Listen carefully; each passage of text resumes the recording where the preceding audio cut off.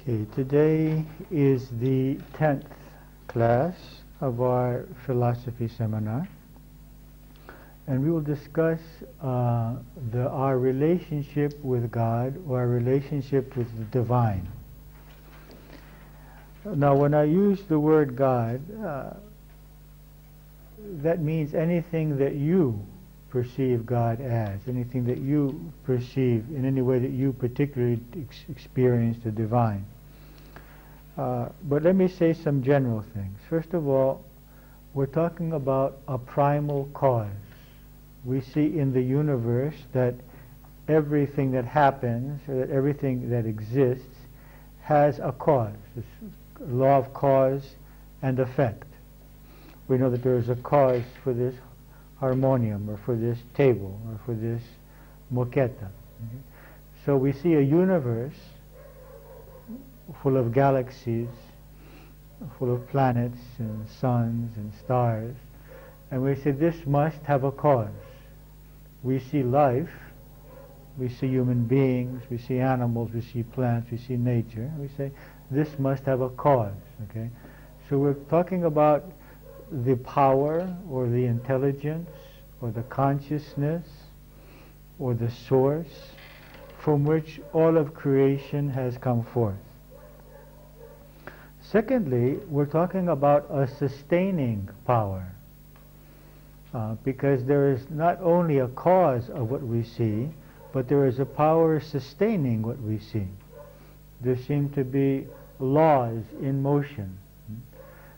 Just as there is a power sustaining my physical body at this moment, a consciousness, and that consciousness gives birth to millions of cells, and millions of cells die in that consciousness, and all cells are cared for, are given birth to, are cared for, and then die within that same consciousness. All that I do without even thinking. I give to those cells their food, their oxygen, the hormones they need, the antibodies that they need. I take full care of all of those beings that I create in myself without ever thinking about it. And those beings exist within me. So we're also talking about a consciousness which is sustaining the universe as we know it. Whether it be that sustaining process be a mechanical or a conscious process. We're also talking about the unchanging essence in the center of everything and everyone that we see. Every being, every human, every plant, every animal, and even every metal and crystal and every thing that exists. If we analyze, for example, this body that we are seeing now, we'll see that it's made up of cells, and that those cells are made of complicated molecules, and those molecules are made up of atoms, and those atoms are made up of electrons, neutrons, and protons. When we get to this level of perceiving this body does not differ from the cement or the carpet or the wood or anything else. There's no human protons or human neutrons. All protons, neutrons, and electrons are the same in all of the universe, regardless of whether they exist in a human being, in a bird, in a piece of earth, or in a piece of air. So all of the universe is one at this level. There's no differentiation when I perceive the world at this level. The differentiation starts when my mind begins to focus beyond this level. And if we look into these neutrons and protons and electrons, we discover that they are made up of energy. And there's the whole concept between nuclear energy, of nuclear energy and of the atomic bomb, that matter can be transmuted into energy, and also that energy can become matter. So we might consider that matter is condensed energy. We also realize that these atoms these neutrons and protons and electrons are united by energy. There is an energy which binds them together and keeps them as they are, just as there is an energy which binds the atoms together to make them molecules, and binds the molecules together to make a cell, and binds the cells together to make tissue, and the tissue together to make organs, and the organs together to make a system, an organism. And eventually that energy will cause the organisms to come together to make a harmonious society or a harmonious world. At one time all cells were separate. There were just one-celled beings on the planet. And that evolved now so that we are now million, trillion-celled beings in which these cells are cooperating so that we can think, walk, create in our lives. So what we are seeing actually in looking at the universe is energy. It's energy which has become matter, which is being organized by energy again. So there's nothing but energy around us. Even this cement is just energy. It's condensed energy which is being held together by energy. Natural forces of the universe. If we go even deeper, however, we see that this energy has a certain intelligence, because it combines itself in a certain way as cement, in a certain way as plastic, in a certain way as wood, in a certain way as flesh, as a human being, and there seems to be a different organizing force in a human being than that of the chicken, or that of the corn, or that of the watermelon. And so we see that behind this energy is this thought form. A thought form which creates the energy form, and the energy form creates the physical form. So that matter is organized by the energy form, and the energy form is created by the thought form. And behind the thought form, we find consciousness. This consciousness we call God. This consciousness which gives birth to the thought form, which gives birth to the energy form, and which creates the physical form. So it's just the inner nature of whatever exists, the consciousness, the unlimited consciousness, which can express itself as a human being, as a dog, as a goat, as a plant, as a mineral, as a sun, as a galaxy. So we're talking about one universal consciousness which is omnipresent and which is manifesting itself. Now, in the example which I use frequently, because I think it's a good example, of the movie theater, we have the light before it flows to the film, okay? And that is the omnipresent, unchanging, divine consciousness. And as it passes through the film, it obtains form. It becomes an energy form. It hasn't impinged itself yet on the screen, so it's not yet visible. It's the energy body which is created by the film, by the light passing through the film, but it's still light. And when it impinges on the screen and we see it and it becomes physical, this is the physical body, but it's still just light. So this body is divine consciousness. It's condensed divine consciousness. My mind is condensed divine consciousness. You see, it's like steam, water, and ice. It's the same thing. It's two molecules of hydrogen and one molecule of oxygen. It's the same reality. It's just that you can see it as ice, or as water, or as steam. So we have physical, energy, and consciousness. Okay. So when we talk about God, we're also speaking about this universal consciousness, which is the center, the reality in anything that we see. So it's the cause of whatever we see. It's the sustaining force in whatever exists around us, and it is the essence of whatever exists. The cause of whatever exists, the sustaining power of whatever exists, and the essence of whatever exists.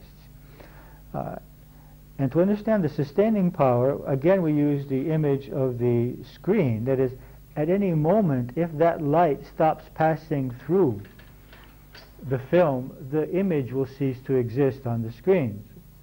So the very fact that there is a being, it means it is being sustained at this moment, that there is a direct creation taking place. We have a false perception of creation when we think that we were created and then we have stopped being created. We are being created. We are being projected at this moment from the divine source. We are divine projections into the physical realm. We can never cease to have that contact. The idea that we are separate is an illusion. Just as the image on the screen can never be separate from the light which is creating it.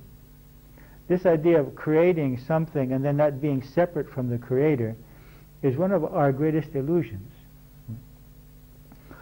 So it's important to understand creation as a continuous process and not as a one-time thing and then now we are separate from the divine. We, at this moment, are a projection of divine consciousness in the physical realm. And everything around us is the same.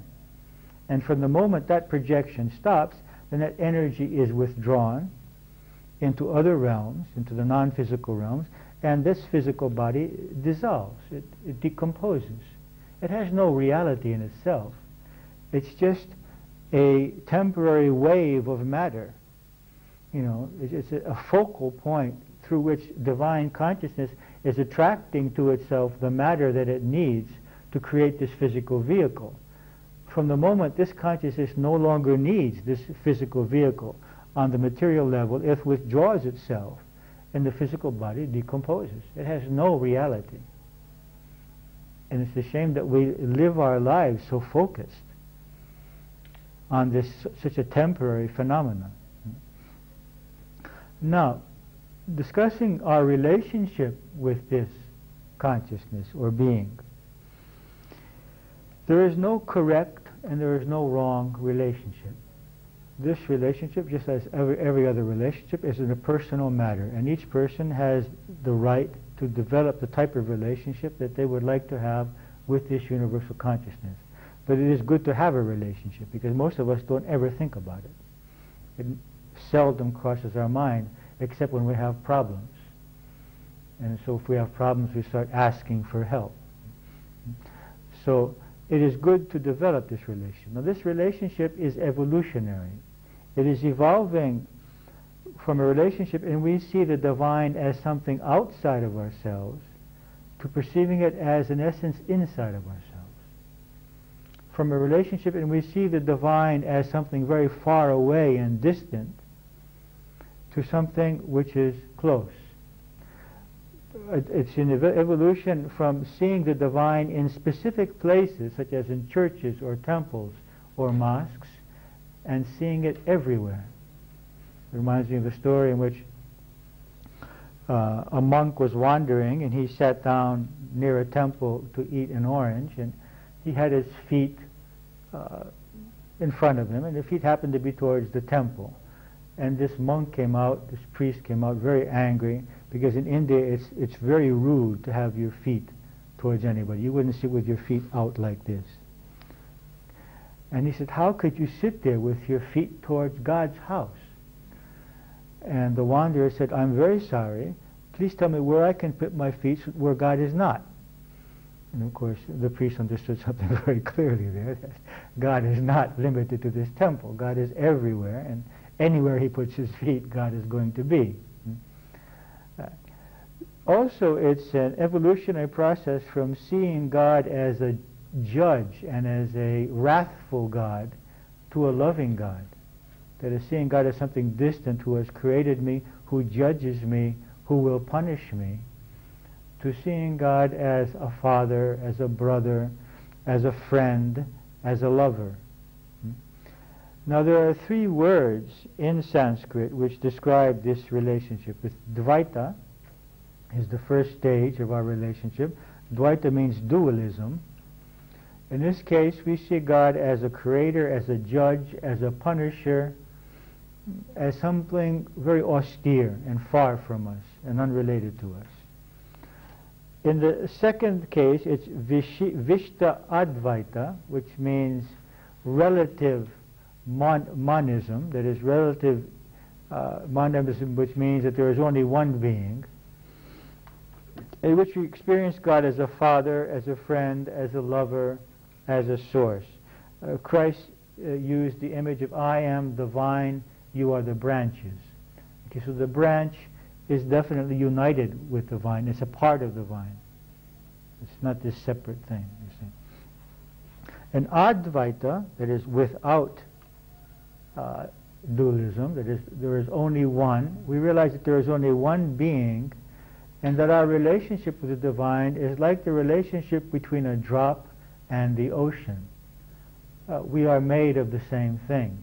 And when the drop is dropped into the ocean, we become one. So that there is only one consciousness, one divine being, and that we also are that divine being. All sense of separateness from the divine is dissolved. Now this is considered a heresy in many religions. It's why they crucified Christ, because he dared to say that he was one with the divine, something which was definitely against the Jewish religion at that time. Christianity now does not allow anyone to say this. It's considered a great heresy for someone to say, I am one with the divine. I mean, the very church which was created about a man who declared this refuses to allow anyone else to say that in the process. But this, according to Vedantic philosophy anyway, is the ultimate relationship in which we experience that we are one with the divine. So we are evolving from one stage to the other. I would like to share with you a very beautiful poem by Khalil Gibran from his book The Madman. It's the last page of this 2 pages that you have, Perceptions of the Divine. And now, this is probably not the way he expressed it. I couldn't find the original English version from which we made the Greek translation, so I retranslated it from Greek back into English. I think it's pretty accurate, but some words he may have used differently. But the meaning is definitely the same. Okay. In the old days, when the first uncertain words came to my lips, I climbed the holy mountain and spoke to God, saying, Lord, I am your slave. Your secret will is my law, and I will always obey you. But God did not answer, and passed like a very heavy storm. Later, after 1,000 years, so you can see here that Gibran believed in reincarnation, I again climbed the holy mountain, and again spoke to God, saying, Creator, I am your creation, made from the clay which you formed me, and I owe everything to you. But God did not respond, and like 1,000 swift wings he passed. And again after 1,000 years I ascended the holy mountain, and again spoke with God, saying, Father, I am your son. In grace and love you gave birth to me, and through love and worship I will inherit your kingdom. But God did not respond, and as the fog which covers the far hills like veils, he passed. You see, 3,000 years have passed now. We see that this being is approaching God in a different way each time. And each time, although God does not speak and he gets no direct answer, God's presence becomes milder. It starts out like a heavy storm. It becomes 1,000 swift wings. And then it becomes like the fog which just veils the mountains, you see. God's presence is becoming softer and softer for this being. It took 3,000 years. And again, after 1,000 years, I ascended the holy mountain and again spoke to God in this way. My God, you are my destiny and my fulfillment. I am your yesterday and you are my tomorrow. I will become you. I am your root in the earth and you, that's a mistake there, are my flower in the heavens. And together we evolve before the face of the sun. So now it says that I am destined to become what you are. I am your yesterday, you are my tomorrow. I am your root in the earth, you are my flower in the heavens. Then God leaned over me and whispered in my ears sweet words. And as the sea embraces the river which runs into it, he embraced me. Then, when I descended into the valleys and fields, God was there. He didn't need to go to the holy mountain. It was his whole idea that God was up on this mountain. And it was his own creation. I have to go up there to find God. And that God is this distant thing. He's this judge, this is creator. And And then when he realized that I am one with this being, then he received the experience of the divine, and he realized that that is everywhere.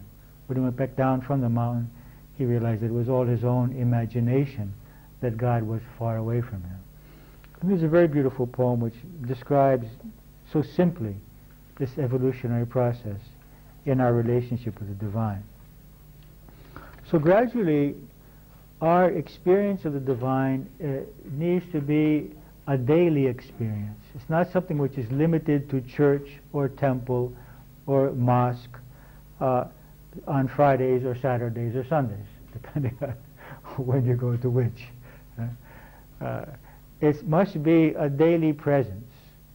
I mean, that reminds me much of India, where it's difficult to find a taxi which doesn't have incense burning, which doesn't have an image in the taxi itself. It's difficult to find a store owner who won't say a prayer before he opens his store. His first thing he'll do is go to the shrine that he has in his store, light some incense, light a candle, pray, and then receive his first customers. There's a very beautiful celebration in India in October, a feast of 9 days towards the Holy Mother, in which everyone brings the utensils of their living to be blessed. So the taxi driver will bring his car, the musician will bring his instruments, the woman will bring her pots and pans, a doctor will bring whatever instrument she uses. Everyone will bring the instruments of their trade to be blessed, because their daily life is their divine life. That is, everything I do in my life must be connected in some way. It's not like, my religious life is here for these 2 hours on a Sunday morning, and then the rest of my life is unrelated to that. It's very important to make it a part of our daily life. I'd like to share with you a few parts from the Upanishads. From the Mudaka Upanishad, there's a small paragraph. It says, "As the spider emits and withdraws the web, as herbs sprout on the earth, as hair grows on the head and body of man without any effort, so from the imperishable being the universe springs forth." So, as a spider emits and withdraws, we have to, from that, the universe is created from its own self, from the imperishable being. It's created from the being and withdrawn within the being. And this is conducive with the Big Bang theory that there was a moment in which the universe was created and is expanding. That will reach a point in which it will start contracting again, and that it will all come back into one. As herbs sprout on the earth, that the beings make themselves, in a way. It's like a cooperation. On one hand, these beings are part of this imperishable being. On the other, they do entertain a certain amount of freedom as herbs which grow from the earth. And then, as hair grows on the head and body of man without any effort. None of this requires any effort whatsoever. Another example which is used is the flame. That is, we can light from this candle 1 million candles, and the same flame will exist on all candles without diminishing this flame. This flame will get no smaller, even though 1 million candles have been lit from it.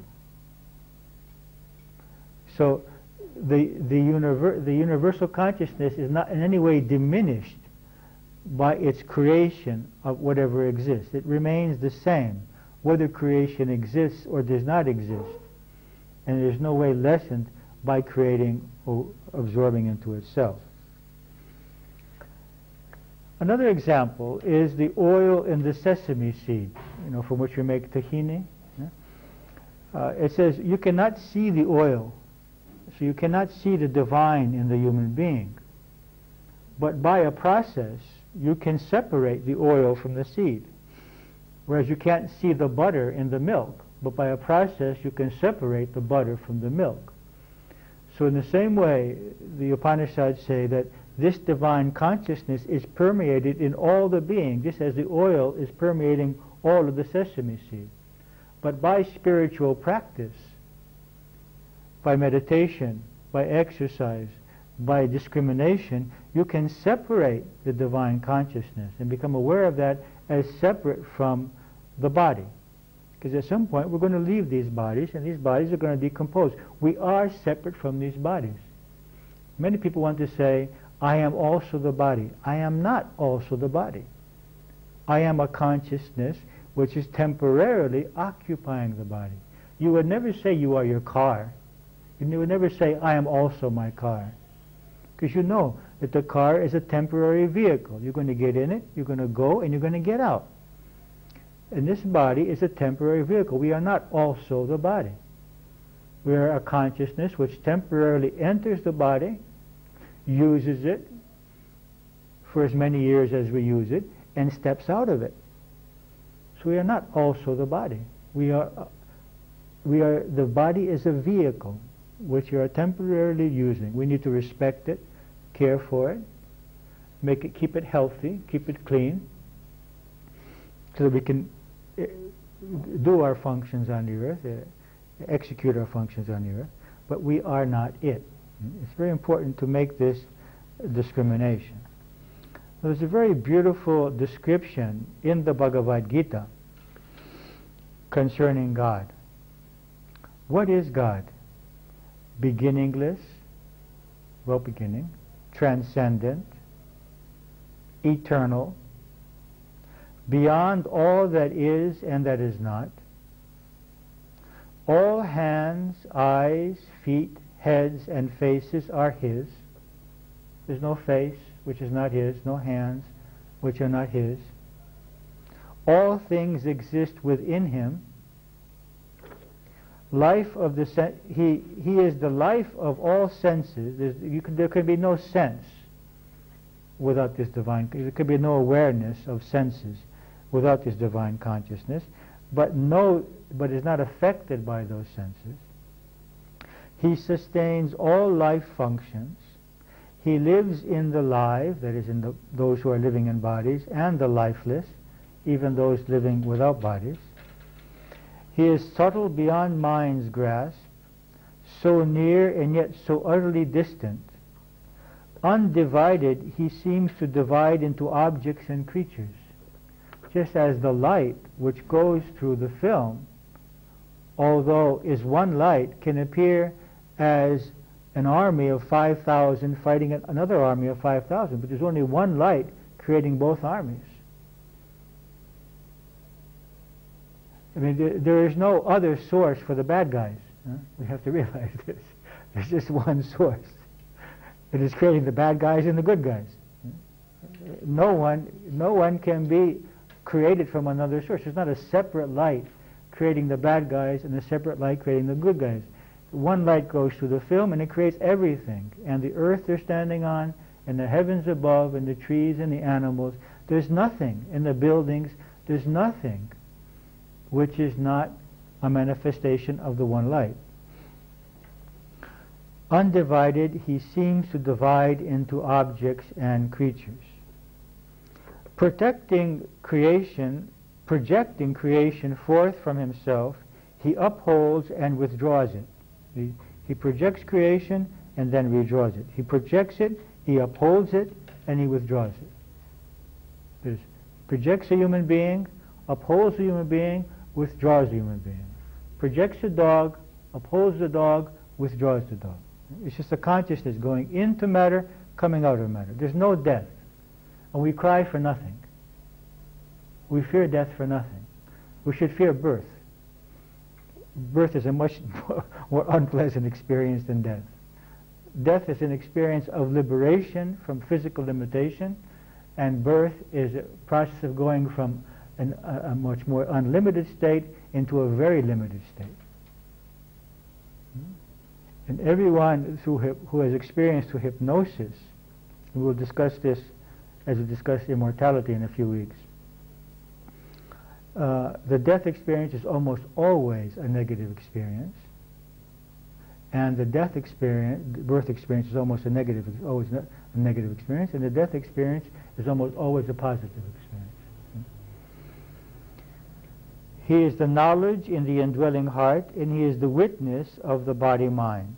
And it goes on in the Bhagavad Gita to say, he who has experienced Brahman directly and known it to be other than Prakriti, known it to be other than the material world and the gunas. You remember the gunas, the three gunas? Tamas, Rajas, and Sattva, will not be born no matter how he has lived his life. Now, so we are in a process of evolving our relationship with God, which is moving from a focusing on form to a focusing on the formless, from limiting the divine to specific places or times to experiencing the divine continuously in our lives. This movement should not be done intellectually. I have met some people who reject worshipping a form of God because they consider it a lesser type of worship than seeing God as consciousness or energy. But they are affected by so many other forms in their lives. They worship the forms of political people, the forms of movie stars, the form of the opposite sex, the form of money. And so they want to evolve through a formless type of spiritual path, but they're not at all free from form. And so it is useful for most people to be able to focus on a form in the beginning. The form can be very limiting after a certain state, but it's very helpful until a certain state. It's just like stairs, you know. The seventh step on a stairway is no use to me when I'm standing on the first step. But when I get to the sixth step, it's very useful, and the first step is not useful anymore. So it's not a matter of right or wrong, good or evil. Focusing on the form is a very good first step. All forms are doorways to the formless. By focusing on the form, I arrive to the formless. And this is because the true forms of the divine all are universal forms. For example, when you worship Christ as Christians, Christ says, if you love me, you have to love everyone. Our wife doesn't tell us this. Our husband doesn't tell us this. He says, if you love me, you will love only me. Okay? And don't love anybody else like you love me. Whereas Christ says, if you love me, you will love the person in jail, you will love the needy, you will love the ill, and you will serve them, because I am in them. You see, this is a universal form in which this being doesn't say I am me, it says I am in all beings, and you cannot love me if you don't love these beings. So the focusing on this form universalizes us. It forces us to focus on all beings through love and through service. So one way of growing is the path of devotion. Love for a specific form and the gradual transference of that love and devotion from that particular form to all forms, and service then to all forms. A second way is called Tantra, in which we see all forms as manifestations of the divine. Now many people have limited Tantra to some kind of sexual activity in which we experience unity with the divine through erotic contact with our partner, seeing our partner as a manifestation of the divine. But Tantra goes beyond that. Tantra means to stretch, which means to stretch the imagination, to stretch the mind in contact with everything. So Tantra also means seeing food as a part of the divine, seeing what we drink as a part of the divine, seeing the music that we listen to as part of the divine, the trees that we see, that is, so that through the senses, you see, whereas ordinary religion tells you that senses are evil. You should not enjoy sex, you should not enjoy too many things, you should not enjoy food, you shouldn't enjoy anything around you, okay? You have to be focused only on God. Whereas Tantra says you can discover the divine through your senses, because everything is an expression of the divine. So when you're making love to your partner, you're making love to God. When you're eating God. When you're drinking God. When you're listening to music, you're listening to God. You see. So this is Tantra. Now Tantra, it's a bit difficult in our society, because you have to be quite pure in order to be able to manage this ability to stretch this vibration to a higher level and not experience it on a lower level of vibration. It's a system which existed and was created in a time in which people were much more focused spiritually, and society in general was much more ethical than it is today. There were not so many temptations and lower vibrations as there are today on television, magazines, and this kind of thing. And then there is the path of Vedanta, which says no form could ever express the divine. Vedanta, Advaita. Yes. So we have the negation of all forms. So we have the path of devotion, which is basically Christianity, which says you focus on Christ. Or if you're Hindu, you focus on Krishna. Okay? Or Rama, or depending on your particular deity. Then there's Tantra, which says all forms. And then there's Vedanta, which says no forms. Okay? So all are true. All are possible paths, you see. And you have to see which path is suitable to you. And it's not impossible to combine them. There are moments in the day when we will feel like communicating with God as a form, and we'll use the name of Christ or Mary or Krishna or Rama, depending on our religious background. There are other times in which we will see God through the food we are eating, through the music we are listening to, definitely through nature. It's very easy to practice Tantra as we walk in nature, seeing the divine through the beauty of nature. And then there's Vedanta, which says not this, not this. God can't even be the form of Christ. That's an illusion. The form of Buddha is an illusion. The form of Krishna is an illusion. God is beyond form and name, which is true. And even in a book which is very focused on the repeating of Christ's name, the Peripetias Anosporskeniti, the pilgrimage. I forget how it's in English. It's about the holy prayer, the prayer of the heart, which is, Lord Jesus Christ, have mercy on me.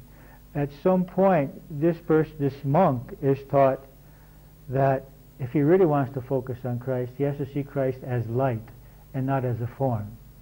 And he should not limit, because when I focus on Christ as a particular, what form? The form, there's a black Christ, there's Hispanic Christ, there's German Christ, Christ was obviously a Jew. And you see him in all kinds of, you see him with blonde hair, you see him with black hair, you see him any way you like. What Christ are you going to focus on? Okay? And these are obviously our own images which are created, and that it's much better to see Christ as light, because light is something which can exist in all beings. Now, the reality is that there is no other source of fulfillment that will give us permanent happiness. Because we are not experiencing our direct connection with the divine, are seeking to fill that emptiness through relationships, through money, through objects, through pleasures. No problem in all of this. It's not a sin, it's not evil, but it's never going to give us the ultimate satisfaction that we're looking for. We can have all of these. There's no reason to give them up. There is reason, I think, once in a while to do a retreat, to go for 3 days by ourselves, 5 days by ourselves. This is useful, because then things come into perspective. But parallel to all these relationships, we need to develop our own relationship with this source. And by developing this relationship, we will have an inner sense of security, an inner sense of self-worth, an inner sense of strength to face life's difficulties. We'll be much less dependent. It's one thing to love someone or use something in our lives. Another thing is to be dependent upon it. When there is dependency, then we suffer. We've already discussed that. So there's a story in the Indian scriptures which says one time, God was just very tired of being bothered by all people's requests, and he says he called his various advisors. I don't know why God would need advisors. It says, where can I hide so people will not find me? And so one suggests, well, why don't you hide in the bottom of the ocean? And God says, no, I can see the future. They will find me there. He said, why don't you go to the moon then? He said, no, I see that they will come there too. And so they, after about an hour of suggesting various places, this one meek advisor says, you know, God, I think I found a place you can hide where they'll never find you. In themselves. So God hid himself in the center of our own being. So we're searching for him everywhere else, on these holy mountains, in these monasteries, in these various places.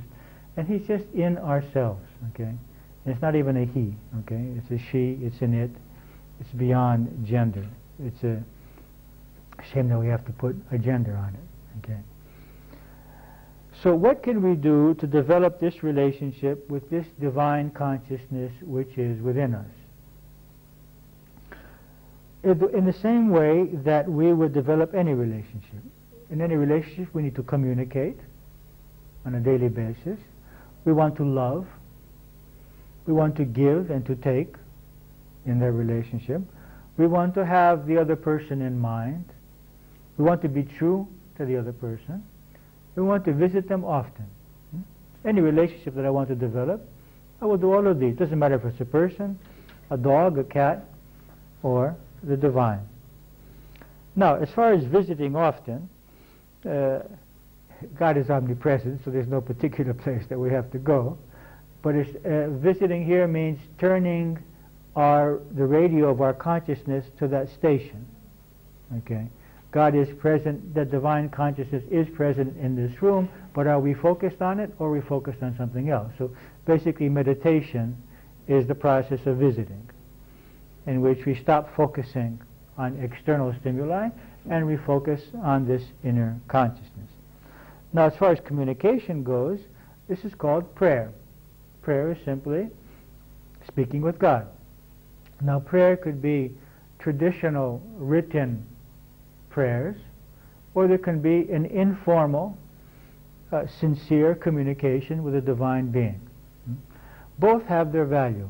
The traditional prayers have obtained a certain amount of power throughout the years because a thought form has been created around them, because they have been used by millions of beings. And so they have obtained a certain amount of power, those words. On the other hand, if you just mechanically say them and you're not feeling anything, there's no great value. And so there's also a great value in just speaking honestly, like you're speaking to your best friend, very simply. And it's interesting that in Greek, in which we have the respective you and the familiar you, that God is spoken to in the familiar. I mean, you would think this great being, we speak to him as Sas, but we don't. It's you. It's familiar, you see. And so this is very important, that the Greeks, and I think I don't know another language how they do it, but God is in the familiar. It's not in the formal, you see. And our prayers need to be this way. We have to think of God as a friend, as our best friend in life, our psychologist and our doctor and our healer and our best friend whom we talk to. Now, in a prayer, we might want to express our gratitude. We want to express some needs. We might want to ask for some guidance. We might ask some questions, perhaps, about life. And there's a small story about this. There were two angels. I don't know if we talked about this. Two angels. One angel was sitting on the cloud doing nothing, and the other angel was going back and forth to earth continuously without stop. And at some point the angel sitting on the cloud says, well, what is your job? And why are you rushing about so much? And he says, well, my job is to collect all the pleases from people, all people's requests that I have forgotten. I take them from the people and I take them to God. And he says, well, what is your job? You're sitting here. I don't see you doing very much. He says, well, I collect all the thank yous from people, you see. So, many more requests and very few thank yous. Another story about what we pray for. There was a merchant who had 4 wives, and he went on a trip. And he wrote a letter to his wives just before to return, asking them to tell him what they wanted him to bring back. And so the first wife, the youngest one, says, I want you to bring me some very nice dresses and jewelry. And the second wife said, I would like you to bring some medicines because I'm not feeling well. And the third wife says, well, I'd like you to bring some books. I'm very interested in learning. And the fourth wife, which is the oldest of all the wives, said, I don't want anything. I just want you. Just bring yourself. I want you. And so he came and he gave to the first wife the nice dresses and jewelry. She was very happy, very ecstatic. He gave to the second wife the medicines, which she took, and she was very pleased. And he gave to the third wife the books, and she started reading them, was very pleased by these books. And after a few weeks passed by, they noticed that he wasn't coming to visit them. He was living with the fourth wife. And then they started to complain, what's happening? Why are you staying with her and not coming to visit us? He said, well, I gave to each what they asked for. You asked for clothing, I gave you. You asked for medicines, you asked for knowledge, I gave you. She asked for me. So there is also an evolution in what we can ask for. We will get what we ask for. We can ask for health, okay. We can ask for affluence. We can ask for enlightenment. We can ask for purification. We can ask for guidance. And so it's useful to think in our prayers what we would like. Also, we can ask for ourselves. Even asking for our own enlightenment is selfish, actually. We're not asking for the enlightenment of this child in Africa. I mean, it's also, in the same way, ego-centered. So we can all ask for others. We can ask for the prisoners, for the young people that are taking narcotics, for the orphans. We can ask for the ill. We can ask for the poor, for the homeless.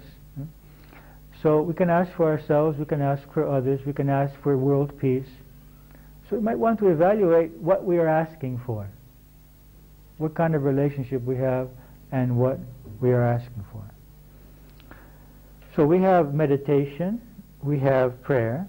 We also have what is called in Sanskrit nama japa, that is the repetition of a name, or repetition of a prayer, which can be done as we're washing dishes, as we're walking, as we're driving,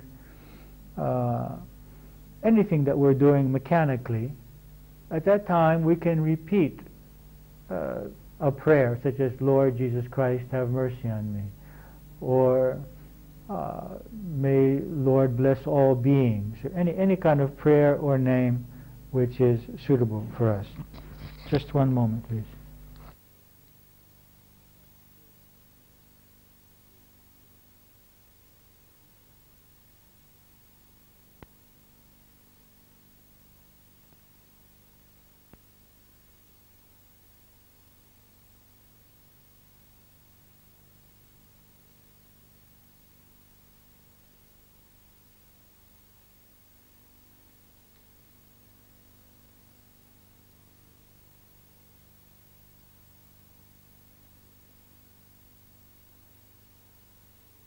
Okay. So this constant repetition of some prayer or of God's name, that, as you see God, doesn't matter, purifies the mind. It stops the mind from going to negative thinking, from thinking about useless things, and it raises the level of consciousness at that point, and it creates a connection. So we have meditation, we have prayer, and we have this other kind of prayer, which we do as we're walking around, whatever we're working in the garden, anything that we're doing, waiting for somebody, rather than allowing the mind to think of all the silly things it usually thinks of, to be focused on the divine. Then we have chanting, in which we chant various spiritual chants, which also have the power of vibration, the sound vibrations, which are usually with many vowels, and have an effect on the physical body and on the consciousness itself. And then we have the meaning of the words, which connect us with higher states of consciousness, because the meanings are very beautiful.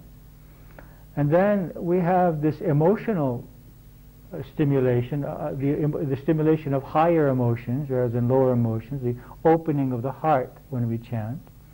And if we're chanting with other people, then we also experience the unity and this very high states of unity and love when we chant with other people all together.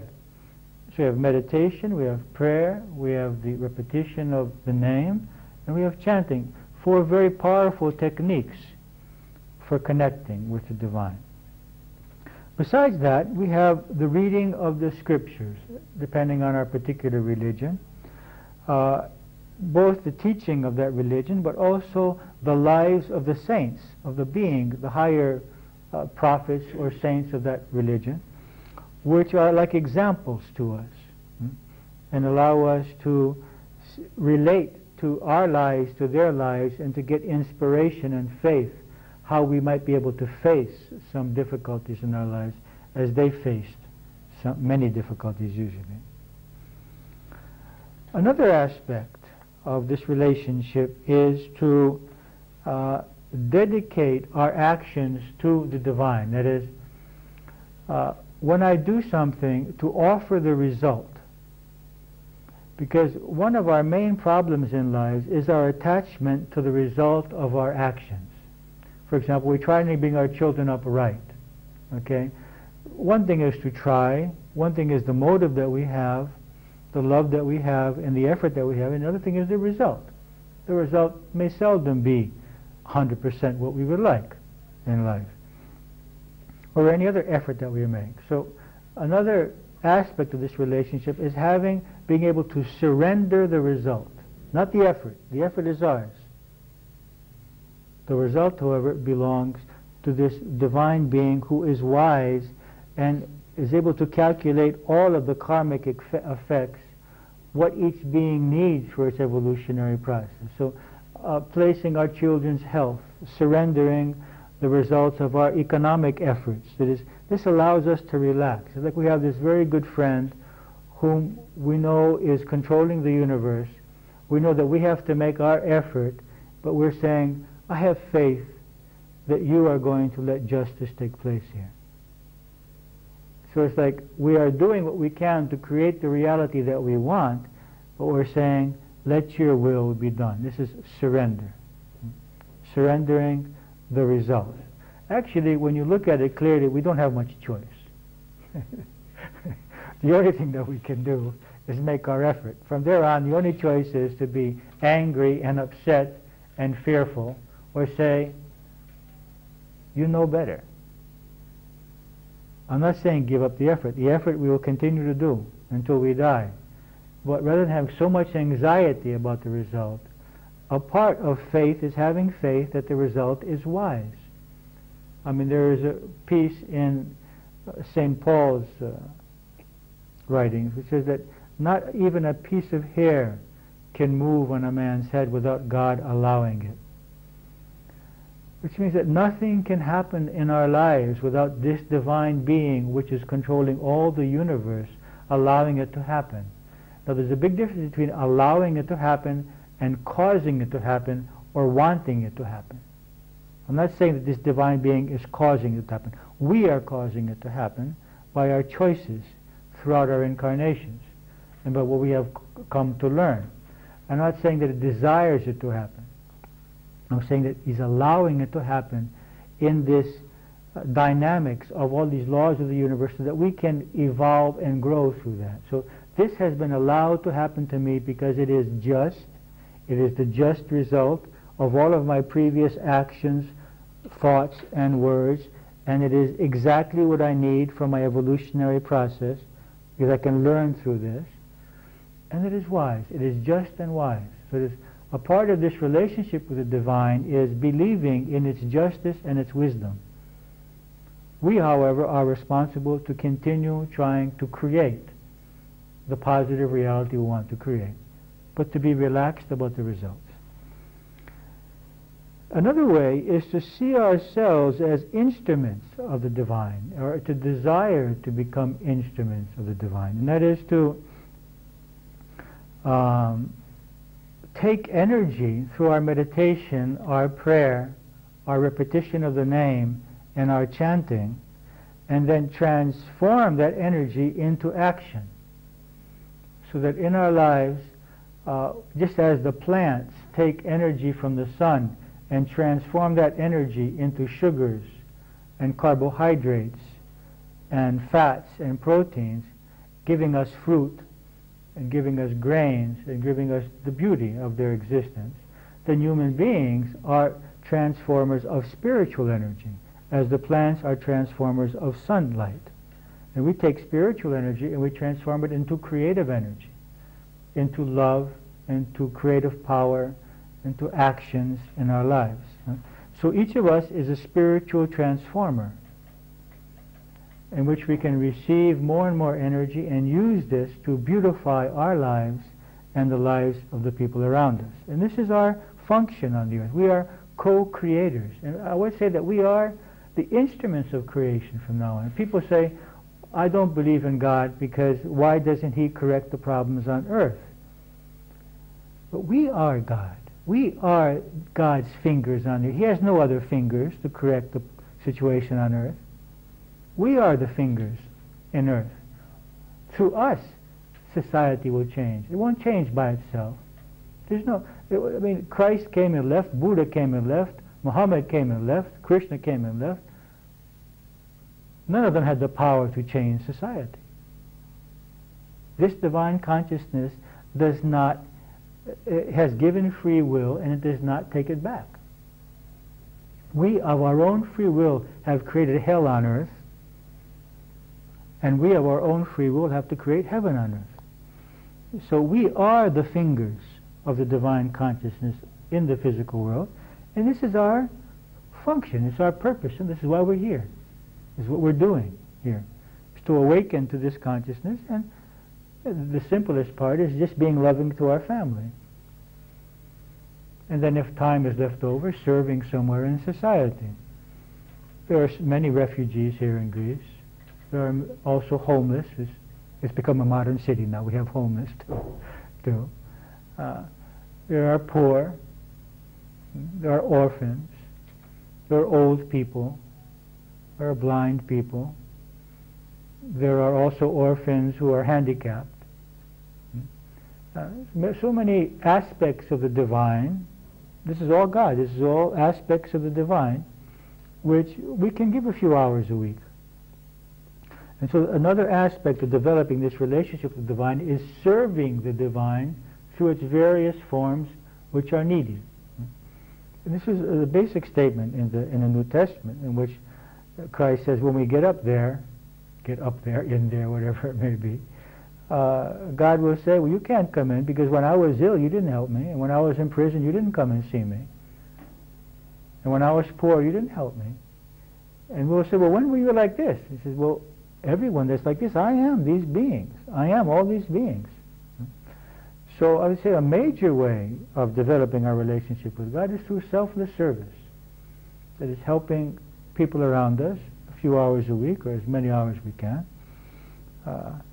without, of course, any attachment to the result. So,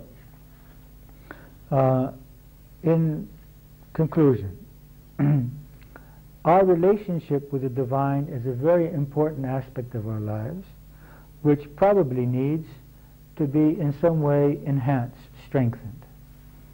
Ways to strengthen it are through prayer, through meditation, through repetition of the name, through chanting, through reading of the scriptures, through reading of the lives of those before us who have embodied the particular faith that we are born into or choose, through serving others, through surrendering the results of our actions to the divine, in any other way which you find suitable and helpful to yourself. I find that retreating into nature occasionally increases that relationship significantly for me. And if there's no people to talk to, then you're forced to talk to God, because there's nobody else around. You know, I spent 3 months last winter by myself on an island, and you know, there was no one else to talk to, so I found myself very frequently communicating with God. It's a very good solution. You develop this relationship much more in these situations. Just to look at the papers that you have. First of all, you have this questionnaire about your relationship with God. You might want to look through that and try to answer those questions. And if you like, we can speak about it next week. It says, I feel God as a father, a mother, a protector, a friend, a judge, a creator, a lover, as universal consciousness, as love, as the laws of the universe, as energy, as life, as light, as all beings, as love is the second time there, as a form, such as Jesus Christ, as justice, as harmony, and as anything else you'd like to add there. So, how do you perceive God? And number 2, in other words, God is for me, and you can fill that out. Question 3, I feel closer to God or to the divine when. So you think of the moments in which you feel closer. Maybe in nature, maybe in church, maybe when you're praying, maybe when you're dancing, maybe when you're making love.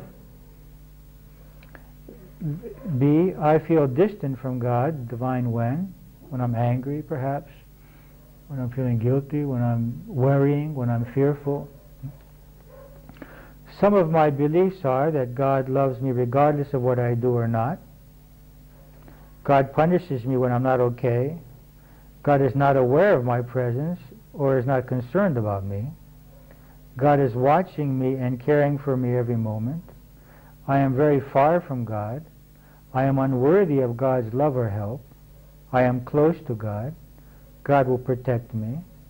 There is a divine plan. We are all parts of the divine.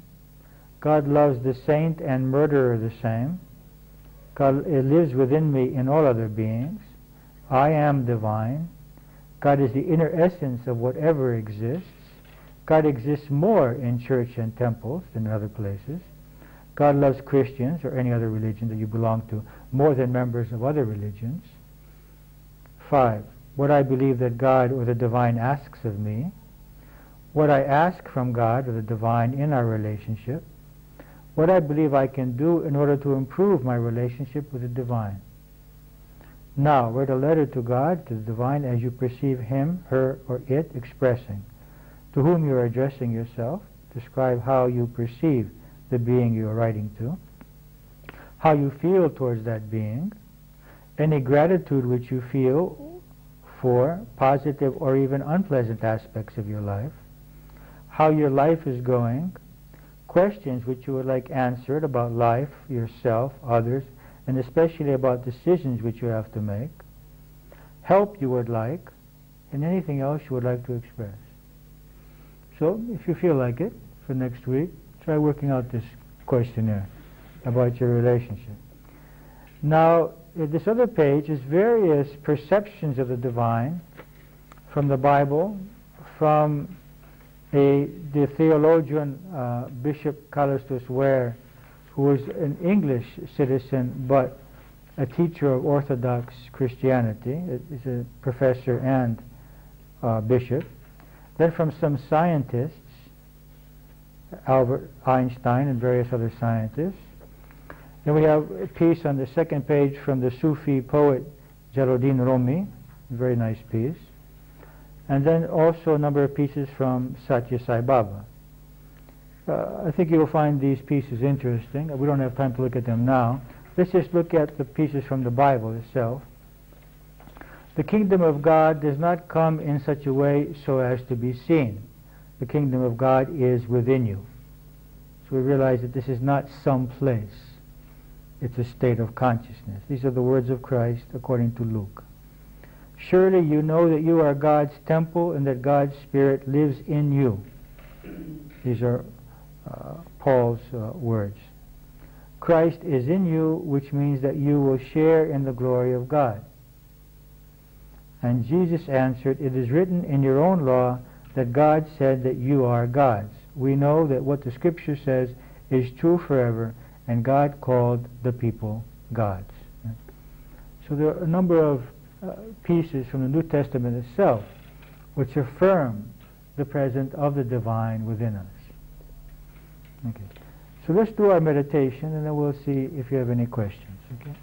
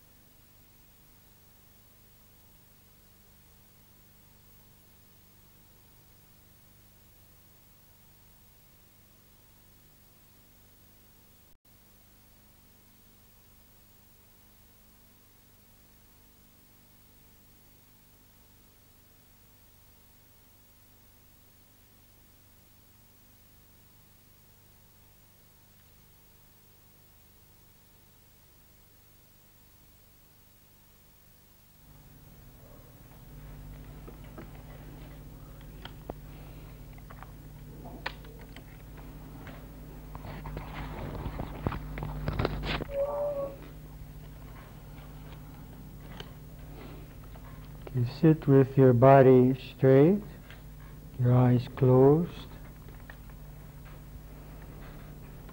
Begin to breathe more slowly and more deeply.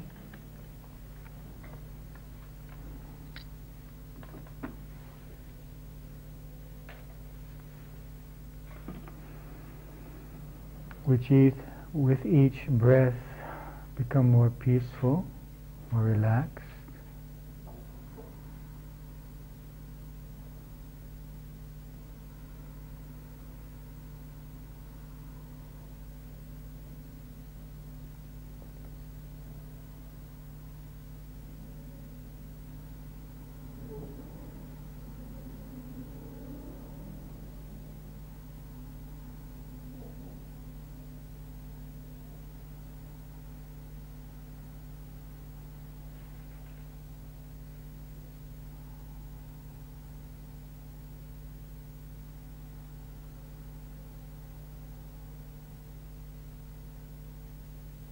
You can begin, if you like, with the alternate breathing,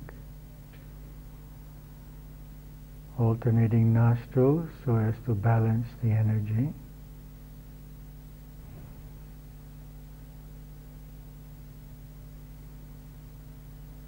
Inhaling into the solar plexus, holding in the heart center, exhaling up through the neck, and suspension in the forehead.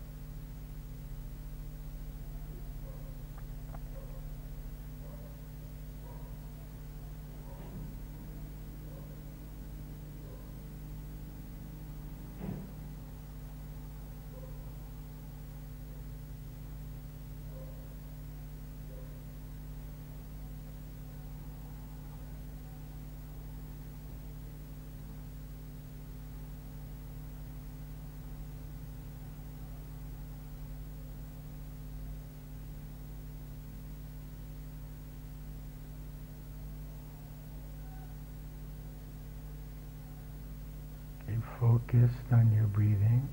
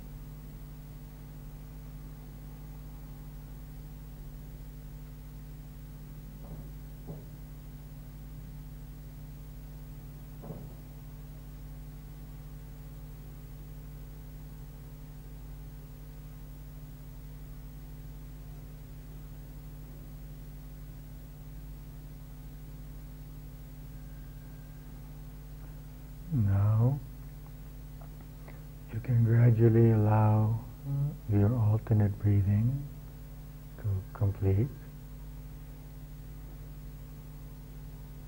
Allow your breathing to be natural.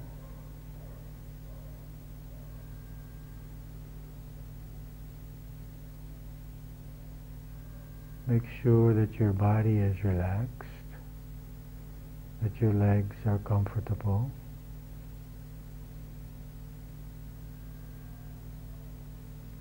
Allow your abdomen to be relaxed.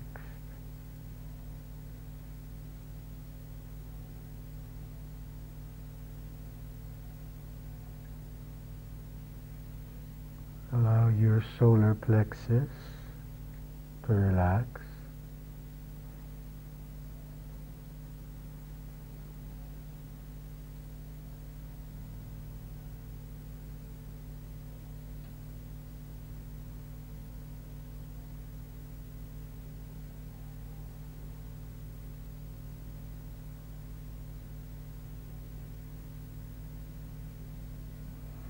Allow your shoulders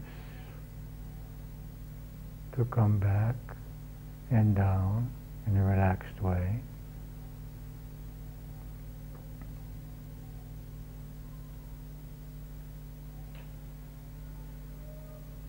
Allow the face to relax, the cheeks relax.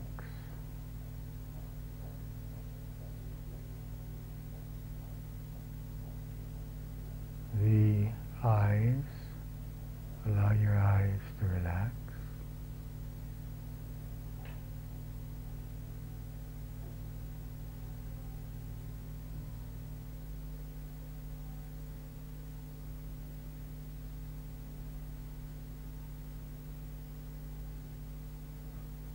And allow your forehead to relax.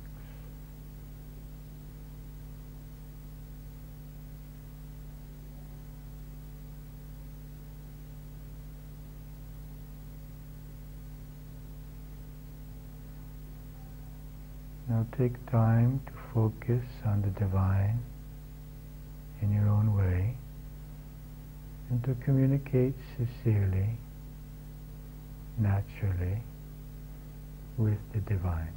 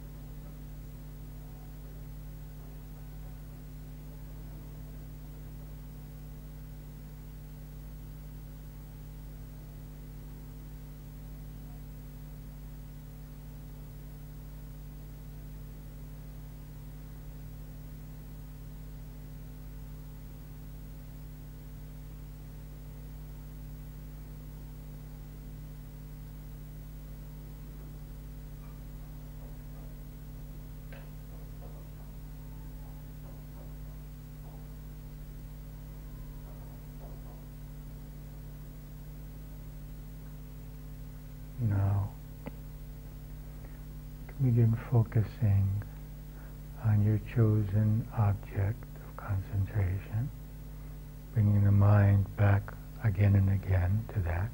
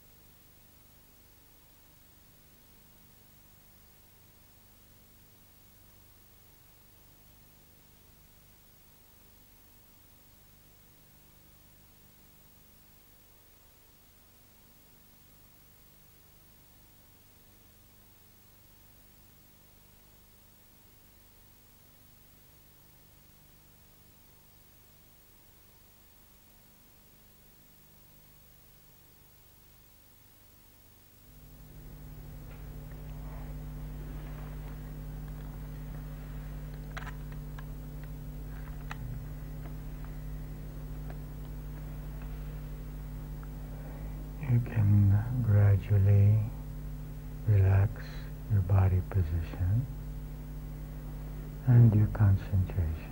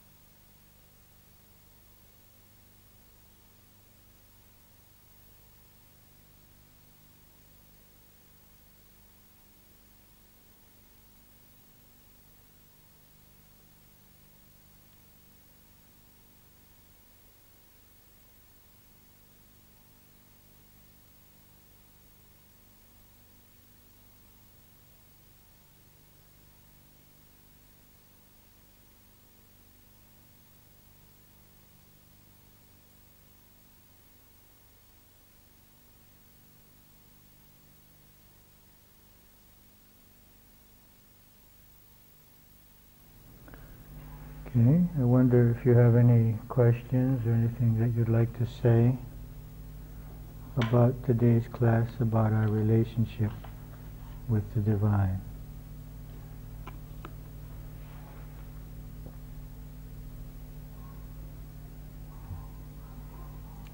Okay, remember that next week we won't have class, and we will have the following. Okay?